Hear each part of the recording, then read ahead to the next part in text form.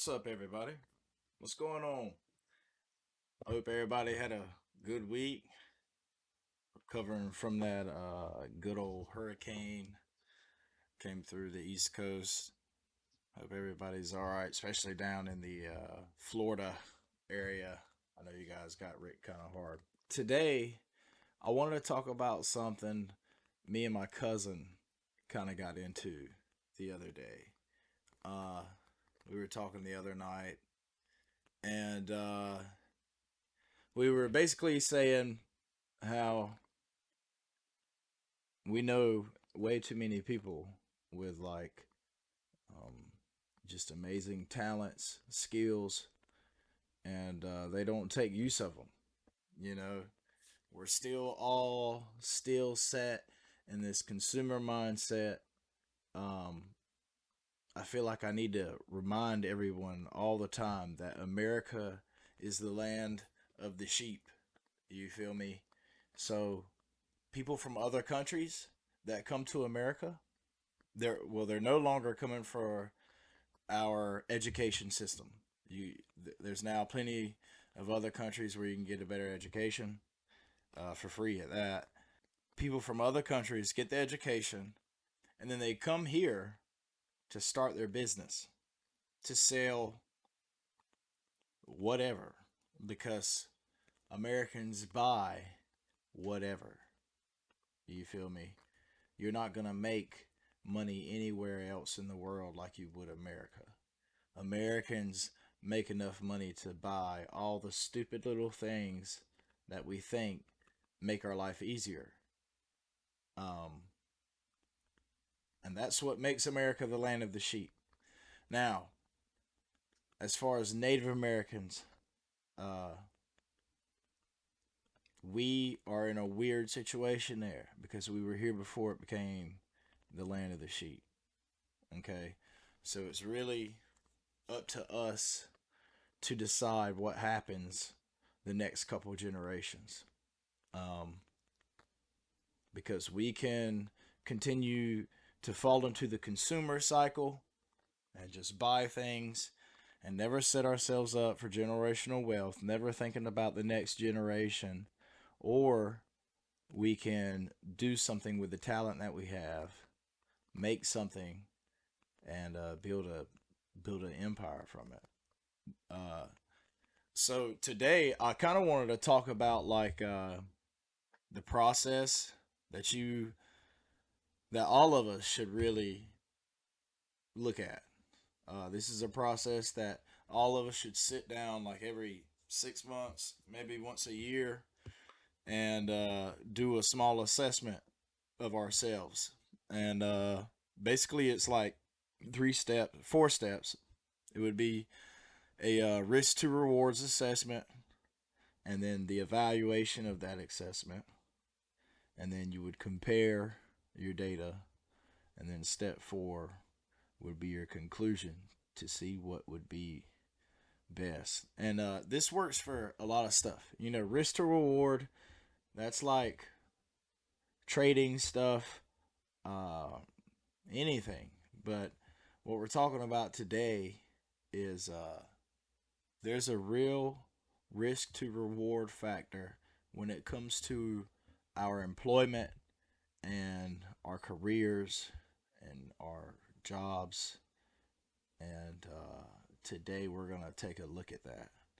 So, step 1, the risk to reward assessment, right? So, people that are in employment by any kind of corporation or bigger business that you're not necessarily working for Charlie down the street. You know what I mean? So you don't know who your real actual boss is. So let's take things like that into consideration today. Because I think a lot of Native America is just used to waking up, going to work for the man, and when I get home, I'm going to complain about how much I didn't make and how I could make more, but I'm not going to put in the willpower to go make more. You know, so we're going to talk about that today. I think that's something that is ailing us as a nation, like for real. So, step one, like I said, risk to reward assessment. Uh, so, in every job you have, there's a monetary value. This is the least that I'm worried about. That you should be worried about. How much someone pays you. Don't get me wrong. You need to get paid what you deserve, but pay is not everything. Okay, a money number on how much currency they're going to give you per hour, that is not everything at all, which we're about to find out. So, monetary value. Monetary value is the bottom of the totem pole. Uh, you're going to base your monetary hourly system off of the last jobs you've had, your experience. What are other people in this field making? You know, so you're going to go off of things like that. And mind you, we're still talking about working for someone else. So you're going to be negotiating a salary, an hourly rate, whatever. And those people that you're working for are never going to pay you as much as you think you're worth. Okay. So, next one, longevity, or um, the future of the career, of the job, right? So, you want to think of something in 10 years, is this job still going to be viable? Okay. Are they still going to need me in 5 years? Uh, if not, is there another role at this company that I could fulfill in 5 years? If so, I need to work towards it. If not, then I need to take whenever I'm getting here and leave with what I need to leave with. Okay? Because if you plan on working for someone else, if you plan on working for someone else for the rest of your life, you need to make sure you're working for a good company. You feel me? You do not want to work for someone that's going to go under in 10 years. You don't want to uh, put any of your life investment into someone else's undeserving business just because you work there. Okay. And that's what I find all of us doing all the time when we're out here busting our tail for the man, basically. And I mean, it's crazy because I hear people talk about the white man and how we need to get out of this oppression all the time, but you guys are still completely fine with working for 875 and not starting your own business, not taking your talent and doing something with it. You have all the opportunities right in front of you, but yet you fail to execute them. I it's completely amazing to me. Um, so longevity, the future of that career, that's something that needs to be thought of. The next one, the knowledge that you're gaining from it, the experience. This is one thing that can, if your monetary value of this risk to reward assessment is low, man, that knowledge, that experience, that is something that will outweigh that. Okay. Like before I started splicing fiber, I knew no one would hire me until I could at least put the word fiber on my resume. Okay, so I worked to get there, and it took a minute. But thinking of things like that, you're going to get something out of the companies you work for. A lot of us are waking up thinking the only thing that company has for us is a check. Because it's true in many cases, because that's what most of us want. We only want to wake up, go work for our 5 to 8 hours, and get our check for Friday so we can be cool next week, pay our bills, and we're good. And I'm not okay with that. I'm not going to put 5 to 8 hours of my day for 40 hours a week to something that I can't take with me when I leave here. Okay? I'm going to be putting my brain to something, some kind of knowledge. I'm going to be learning something. I'm taking something from that company legally other than the paycheck. Okay? That's how you got to look at it. Because there's a fine take and give when it comes to the employee and employer relationship. You know, uh, like right now, I've been thinking about hiring people, and do I really want to teach people how to go out there and be a master at fiber optics? Not really. It's gonna take less off of my table. But is it really? No. There's plenty of work out here for everyone. And we all need to get that into our minds that I'm just as good as the next guy. I'm just as good as my boss.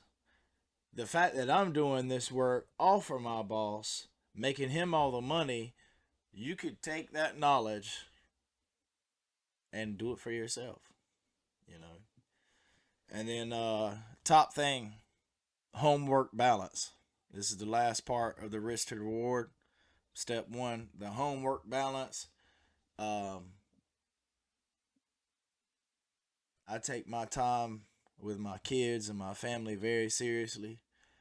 Uh, Even right now, I catch a lot of crap from a lot of my customers because sometimes I don't answer my phone, and that's just how it's going to be sometimes.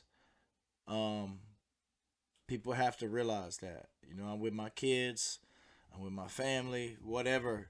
Um, you got to take that time, and even though you got to work to where you can get into good situations when it comes to that, because there was a lot of nights, man, I was out there in them streets. You feel me, working, and I wish I was home with my family, and I missed a lot of time already. And when you think back to that, you want to think about the next 5 to 10 years. Do you still want to be doing that? Do you still want to be wishing that you were home at 8 o'clock p.m.? I don't. I'm going to be home. I'm going to be home all day. You feel me? And that's just something, that's something we have got to get better at changing the way we think of when it comes to our work and our employment and things like that. So, step two, can you do this on your own? You feel me?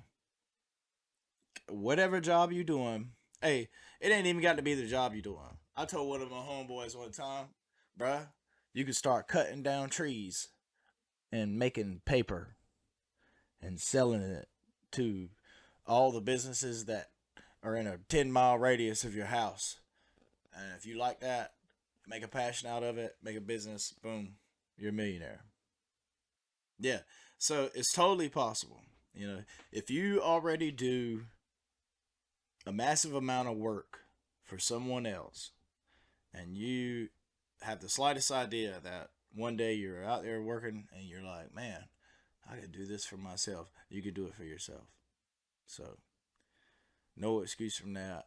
I know a lot of guys that have a lot of good skills and talent. They do it as side work, or they have illegitimate businesses of it. Stop it. Go start an LLC. Deduct your spending, man. Like, get right. Get right. Go watch a YouTube video. Like, it's totally possible, man. The information is out there. You have to take the hours of your day and apply yourself to go learn it. It's totally possible, though. Second thing in the evaluation, is it a buyer's market or a seller's market? Okay. Are you painting paintings that people can haggle on, or are you one of them painters that's got a 2-year waiting list and it's possible my price might go up by the time I come around to paint yours. Okay, so set your market. Um, the market sets like that. Seller's market is the person who's selling the service or the item is in control of the pricing. That's like with splicing. No one's gonna haggle no fiber splicing for me. Okay, I'm gonna send you a quote, and that's gonna be it.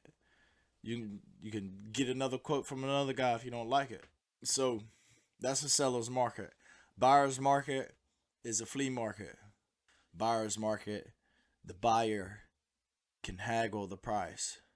Okay, the buyer can say, "Well, hey, let me buy two get one free." Okay, you're not going to the dealership and getting a buy two get one free. You not okay. You might can haggle a little bit at dealership, but you're not gonna walk away 50% off like you can at the flea market. Okay, so that's the difference. Find something that's a seller's market that you're good at, that you don't mind doing. Boom, you're a profitable man, woman. I'm equal up here, baby. Anything. Uh, Last thing in evaluation: do you have the willpower to do it? Like, do you? And I'm gonna be real with you guys. I heard this saying not too long ago. Uh, Said that if you want to be someone's master, you're gonna have to bow to another master. I'm real big on my faith. I'm Christian. I believe in the God of Israel, Yeshua. I believe in that wholeheartedly, and I've read a lot of things, and my conclusion comes down to that. That's it. But either way that you want to put it, I completely submit to that. Okay, so that's my master, right? So when I have a master that's stable, I can then be the master of other things. You feel me? Now, we can't have if rap music is your master and today Kendrick Lamar's hot, but tomorrow Lil Nas X is hot. What do you have to stand on? Are you robbing dudes or you dancing with them? You feel me? I don't listen to no motivational songs, no motivational speakers. Um, I don't do any of that. You know, I feel like our will and our power comes from something deeper than other people. Don't get me wrong. I love encouragement, but never rely on another human uh, for your internal values. Okay. So number three, compare. Um, so take that same risk to reward that you were thinking from the first one, from your current employment of your other employer. So do your monetary value, do your longevity, the future of that career, your knowledge and your experience. What could you learn? And the homework balance, right? Homework balance. Number four. So if you were to start your own company or to start your own business, doing all of these things or uh, doing the talent that you've been called to do, take your risk to reward from that perception now. First off, monetary value going to be four times as much. There's some people out here making 10, 20, 30x off of each employee. Like for real, you guys should go look at some of the math of revenue and returns to employment ratio. Longevity, future. You are not going to work harder for anyone else other than yourself. Okay? When I wake up in the morning and I have the feeling that I don't want to do something, um, I always remind myself, I can remind myself, you know what? This is my business. This is my name on it. It's no longer your employer. Okay. Now it's your stake. Okay, so you have to keep that. But it's when you're getting all the monetary value for doing that, it's worth it. Why not do that? Okay. Um. So why not take a risk? I mean, I don't know. Knowledge, experience, you learn more. Even if your business doesn't work out, okay. Let's say you close it for valid reasons, and you have that on your resume. Now you can say I hopped into a business, I made my money, I got out, and you have the proof of that. You have the experience, you have the knowledge. Okay, you have the knowledge of that. Other employers are gonna see that later on. If you do decide to go back into the market of working for someone else. Because I mean, don't get me wrong, man. There, it's totally worth it to work for somebody else. You guys, there's plenty of great companies out here. Not everyone is built to own their own business, but I'm talking about the people that I see from every day that I know that they could do it, and they always talk, chatter, chatter, chatter. I should start my own blase blah. I should do my own blase ski. Yeah, you should. You should, bro. Stop talking about it. Go do it. Like for real. I I don't know. So, and then if it's not worth the risk to reward at the moment, you should work towards a goal to make it worth the risk. If you don't know enough, what's your next goal to where you could learn enough? Um, Show your current employer that you want to learn more. Sometimes, man, all the employer has to see is that somebody wants to learn more and be better. Man, you got a lifetime position, okay? Because you don't find people that actually want to be there anymore. Okay, so when you do, I really feel like employers take heed of that. They really want to hold on to people that want to learn, and and they treat them right. Just from my experience, I'd been offered a whole lot more just because people uh, could see my drive. They hired me, and within a year, I'm leading things. So it was always there, but I used it against them. You know, I would take that knowledge and experience that I would have and go get more money from someone else and do it there a year until I go and do it again. And I learned everything I needed to because I had a long term goal of starting my own business. So throughout the years of working through all these people, I always took the risk to reward ratio, even when I was making $10.25 pulling cable for Trident Solutions. God, worst thing ever. $10.25. They had a pseudo salary, 50-hour work weeks. It was the most craziest thing I'd ever had. Pretty sure it was illegal. And so I remember times like that whenever I'm out there working now. And it reminds me to be thankful. Because it is possible. You guys just bear with the world and get better. You know, keep on wanting to learn more. I love you guys. Keep on um, staying faithful and just keep on remembering where you came from, man, because it goes a long ways. And I really feel something coming for our people when it comes to this education and when it comes to this generational wealth and the things that I see in the making when it comes to the Native American nation right now. So, thanks you guys for tuning in. Like I said, I love you guys. Make sure to like, subscribe, share. Um, I'll keep them coming. You guys stay safe out there. Peace.